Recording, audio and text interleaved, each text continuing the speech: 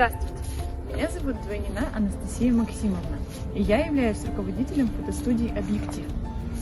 Мы с нашими детками очень часто поднимаем вопросы экологии на наших занятиях. И в то время, когда мы выезжаем на выездные фотосессии, либо выходим в парк, либо выезжаем в лес, мы всегда стараемся акцентироваться на том, как красива наша природа и как много вокруг есть деталей и мелочей, которые можно заметить. Мы с помощью наших снимков стараемся передать атмосферу и красоту всего, что находится вокруг нас. И сейчас я хочу вам продемонстрировать эти снимки и показать вам то, что видят мои дети.